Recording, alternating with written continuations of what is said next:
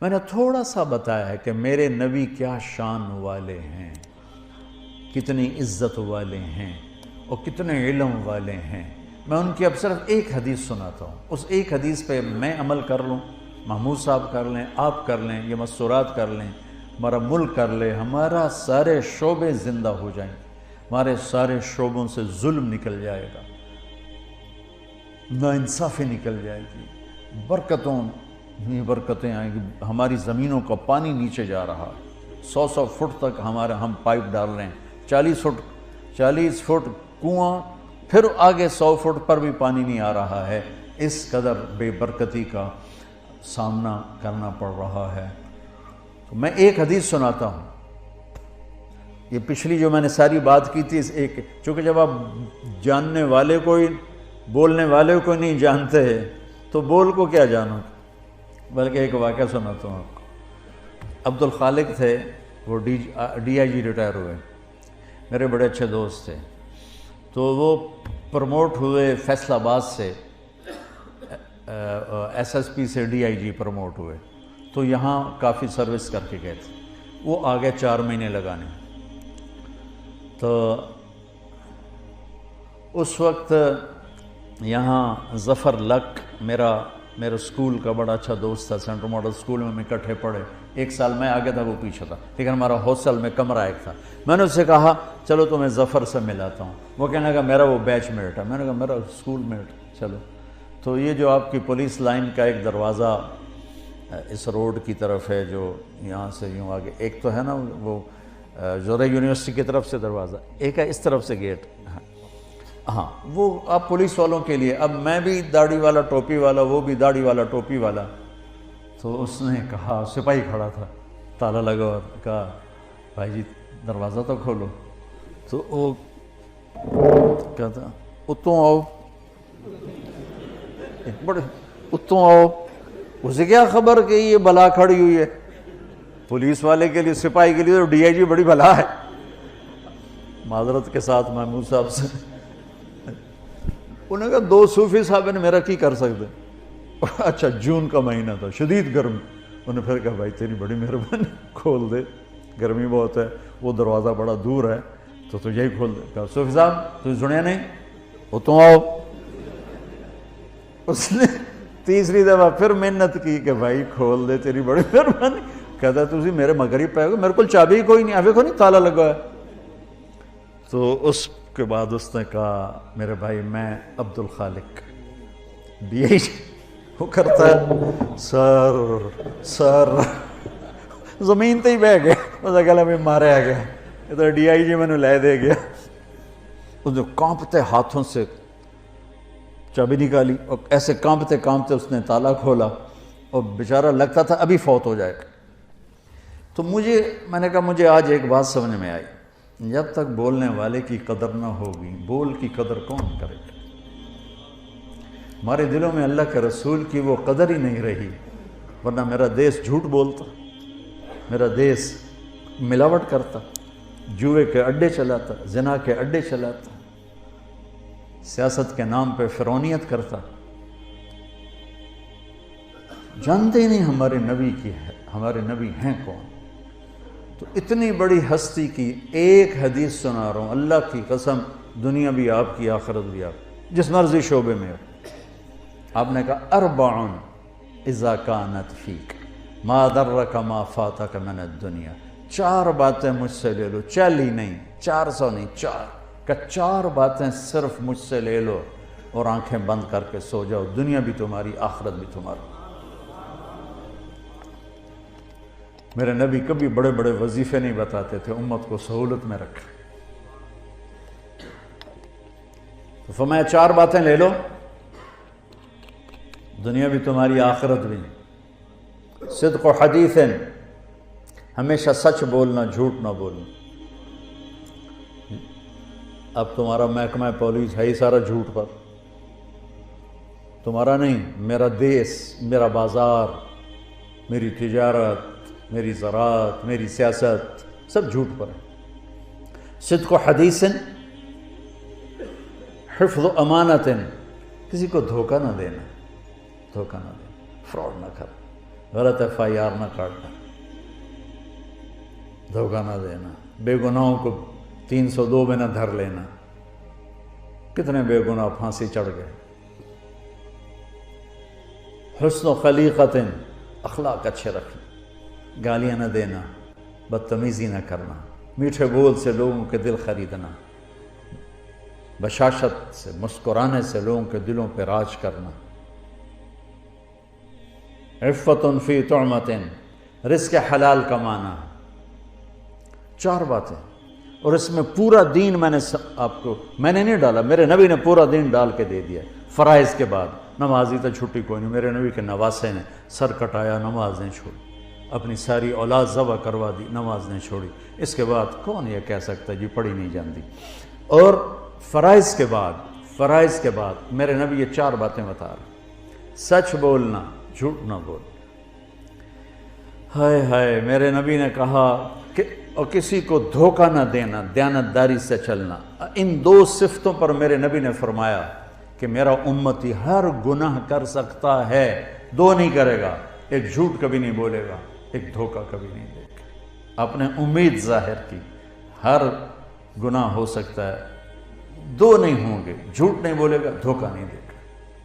آپ سے پوچھا گیا یا رسول اللہ مسلمان ڈرپوک ہو سکتا؟ ہم نے کہا ہاں۔ کنجوس ہو سکتا؟ ہم نے کہا ہاں۔ جھوٹ بول سکتا؟ کہ نہیں، جھوٹ نہیں بول سکتا۔ دھوکہ نہیں دے سکتا ہے، جھوٹ نہیں بول سکتا۔ میرا امتی انسان ہے، بشر ہے، مرد ہو یا عورت، کوئی بھی گناہ ہو سکتا ہے، 2 نہیں کرے گا، جھوٹ کبھی نہیں بولے گا، دھوکہ کبھی نہیں دے گا۔ تو جھوٹوں کے ماحول میں سچ بولنا جہاد ہے۔ آپ تو ایسی جہاد میں ہو، اور ایک لحاظ سے آپ کا جہاد فوج کے جہاد سے بھی زیادہ ہے۔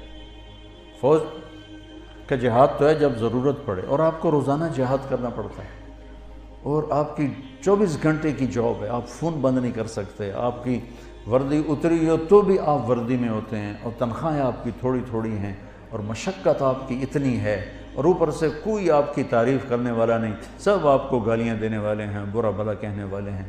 حالانکہ آپ کا شعبہ ہی بندگی اور عبادت ہے، اور آپ کے اندر بڑے بڑے اولیاء ہیں جو گھٹ گھٹ کے پس کے چٹنی روٹی کھا کے موت کا گلے لگاتے ہیں اور حرام نہیں کرتے۔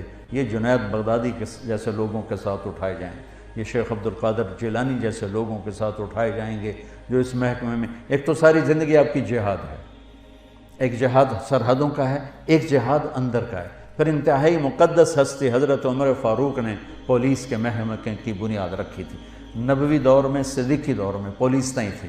حضرت عمر نے اپنے جب خلافت 22 لاکھ مربع میل میں پھیل گئی اور مختلف علاقے قومیں داخل ہوئے اور پھر وہ انتشار ہونے لگے، تو پھر آپ نے محکمہ پولیس کی بنیاد رکھی۔ بہت بابرکت ہستی نے آپ کے محکمے کی بنیاد رکھی ہے۔ میں آپ کو تمام محکموں میں سب سے زیادہ ستایا ہوا سمجھتا ہوں، جو آپ پر اتنے پریشر ہوتے ہیں، کبھی سیاستدانوں کا، کبھی افسروں کا، کبھی مقامی لوگوں کا، اور اس میں پھر آپ کو ذلیل کرنا الگ اور ٹرانسفر کروا دینا الگ، اور جھوٹے خبریں لگوانا الگ۔ تو کچھ پھر پولیس والوں سے بھی ہو جاتا ہے، کوئی فرشتے تو آپ بھی نہیں ہیں، لیکن آپ یقین مانیں جس تکلیف سے آپ گزرتے ہیں اس کے مقابلے میں تو سپاہی کی تنخواہ بھی 1 لاکھ ہونی چاہیے۔ یا تو بیچارہ SHO کتنی تنخواہ ہوتی؟ 50,000 فرما رہے ہیں۔ میرے بس میں ہو تو میں تو سپاہی کی تنخواہ بھی 1 لاکھ کر، کہ ان کی جو یہ بیچارے دھکے کھاتے ہیں، پرانی بھیڑی ویگنا تے ٹرے جاندے ہوندے، کھڑ کھڑ کھڑ کھڑ کھڑ، ہارن نہیں وجدا باقی ہر شے وجدی ہوتی، بریک نہیں لگدی باقی ہر شے لگدی۔ اس سے نہ کی چور نپنے تے بدماش نپنے۔ تو میں آپ کو سلام کرتا ہوں میرے بھائیو، اب یہ 4 باتیں اللہ سے مانگ لو۔ ایک سچ بولنا ہے، جھوٹ نہیں بولنا ہے۔ میرے نبی کا وعدہ، الصدق ینجی والکذب یہلک، سچ نجات دیتا ہے، جھوٹ ہلاک کرتا ہے۔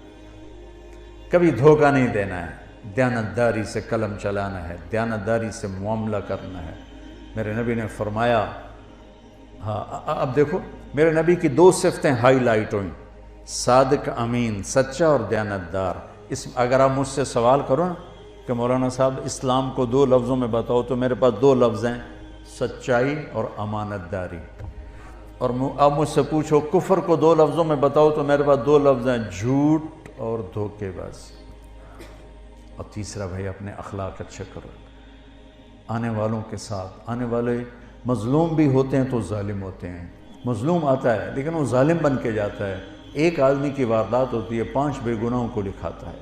تو ہمارا تو مظلوم بھی ظالم ہے۔ آپ کی ڈیوٹی بہت سخت ہے، خوب اللہ کا روزانہ تھانہ ڈیوٹی پر جانے سے پہلے 2 نفل پڑھ کے گئے کرو کہ یا اللہ میرے ذریعے سے کسی پہ ظلم نہ ہو، زیادتی نہ ہو۔ تو دیانتداری اور سچائی یہ آپ کو 4 چاند لگا دے گی، اور اچھے اخلاق۔ آپ کا مسکرا کے ملنا بھی صدقہ ہے۔ میرے نبی نے فرمایا ابتساموں کا فی وجہ اخی کا صدقہ، تو اپنے مسلمان بھائی کو مسکرا کے مل، یہ بھی تیرے لیے صدقہ ہے۔ ماں باپ زندہ ہیں تو ان کی خدمت کرنا، ان کی دعا لینا، یہ آپ کے لیے سینکڑوں حجوں سے بہتر ہے۔ خواجہ حسن بصری نے فرمایا، ایک نوجوان کہنے لگا حج پہ جانا چاہتا ہوں، فرض حج کر لیا تھا اس نے، تو کہا تیری ماں زندہ ہے؟ کہا جی۔ اس وقت تو حج پہ جانا ایسا نا کہ 5 دن ہو کے آ گئے، بڑا عرصہ لگتا تھا۔ فرمایا تو اپنی ماں کے سامنے بیٹھ کے ایک ہی دسترخوان پہ کھانا کھائے اور وہ تجھے دیکھ کے خوش ہو رہی ہو، یہ میرے نزدیک تیرے نفلی حج سے زیادہ بہتر ہے۔ تو اگر آپ کے والدین زندہ ہیں، ان کی خدمت کریں، ان کی دعا لیں، ان کی دعائیں اللہ کے عرش کو ہلا دیتی۔ کہ اللہ تعالیٰ کی بارگاہ میں کسی نے بڑی جنت بنانی ہو تو اپنے ماں باپ کی دعا لے لیں۔ میرے نبی نے فرمایا جب لوگ جنت میں جا رہے ہوں گے تو اویس کرنی بھی جا رہا ہوگا۔ اویس کرنی نام سنو ہے، ماں کی خدمت سے بڑے مشہور ہیں۔ میں ان کے گاؤں بھی گیا، ان کی قوم سے بھی ملا، یمن میں جب جنگ نہیں تھی۔ ابھی چھوٹا سا گاؤں ہے ان کا، کالے پہاڑوں میں ہے۔ فرمایا کہ جب لوگ جنت میں جائیں گے تو اویس بھی جائے گا، جب جنت کے قریب جائیں گے تو اللہ تعالیٰ کہے گا باقی چلے جاؤ، اویس کو روک لو۔ تو وہ گھبرا جائیں گے کہ بوئے تھے آ کے روک لیا، نمی FIR تو نہیں کٹی گئی، کہیں گے یا اللہ مجھے کیوں روک لیا؟ سبحان اللہ تعالیٰ فرمائیں گے ذرا پیچھے دیکھو۔ وہ پیچھے دیکھیں گے تو کھڑے ہوں گے جہنمی، ان میں ان کی قوم بھی کھڑی ہوگی، رشتہ دار بھی کھڑے ہوں گے۔